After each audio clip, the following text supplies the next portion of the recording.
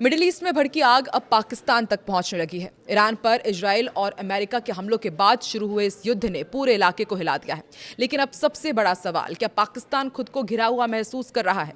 क्या भारत, इजराइल, अफगानिस्तान और ईरान मिलकर एक नया स्ट्रैटेजिक घेरा बना रहे हैं? पाकिस्तान के रक्षा मंत्री ने जो बयान दिया है उसने इस पूरे मामले को और भी विस्फोटक बना दिया है। नमस्कार, मैं हूं आकांक्षा और आप देख रहे हैं न्यूज़ 18 का डिजिटल प्लेटफॉर्म। दरअसल पाकिस्तान के रक्षा मंत्री ने जो बयान दिया है वो हम आपको बताते हैं। ख्वाजा मोहम्मद आसिफ हैं, उन्होंने साफ कहा है कि ईरान से जुड़ा युद्ध पाकिस्तान के लिए बहुत बड़ा खतरा है।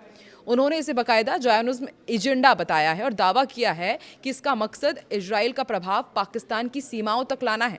उनके मुताबिक पाकिस्तान के खिलाफ एक नया घेरा बनाया जा रहा है। कौन कौन ये घेरा बना रहे हैं? अफगानिस्तान, ईरान, भारत। और अगर ये समीकरण मजबूत होते हैं तो पाकिस्तान की सुरक्षा को बड़ा खतरा उन्होंने बताया है।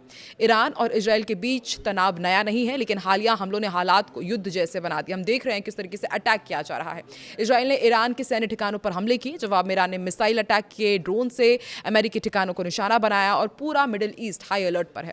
इस बीच पाकिस्तान की चिंता यही है कि अगर ईरान कमजोर होता है या क्षेत्र में नया गठबंधन बनता है तो उनका स्ट्रैटेजिक बैलेंस बिगड़ सकता है।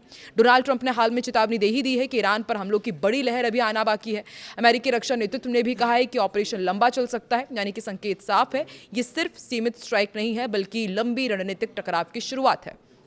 अब पाकिस्तान की असली चिंता क्या है वो भी आपको बताते हैं। दरअसल पाकिस्तान 3 स्तर पर डर रहा है। एक तो जियोपॉलिटिकल घेरा, अगर भारत और इजराइल की रणनीतिक साझेदारी और मजबूत होती है तो पाकिस्तान खुद को 2 मोर्चों पर घिरा हुआ पा सकता है। अफगान फैक्टर और तालिबान शासित अफगान पहले से ही पाकिस्तान के साथ तनाव में है। अगर अफगानिस्तान का झुकाव ईरान या भारत की ओर होता है तो पाकिस्तान के लिए नो डाउट स्थिति और जटिल हो जाएगी। परमाणु डिटरेंस का भी बहुत यहाँ पर खतरा है। ख्वाजा आसिफ ने अपने बयान में पाकिस्तान के न्यूक्लियर डिटरेंस का भी जिक्र किया है और हम जानते हैं पाकिस्तान हमेशा इस तरह की गीदड़ भपकी देता रहता है और इस बार ये संदेश माना जा रहा है कि पाकिस्तान कमजोर नहीं है। लेकिन सवाल यही है, क्या परमाणु ताकत हर समस्या का हल है? क्या सच में पाकिस्तान घिर जाएगा? और एक्सपर्ट्स ये कह रहे हैं कि भारत और इजराइल के संबंध पहले से ही मजबूत है। ईरान और भारत के बीच भी रणनीतिक सहयोग है।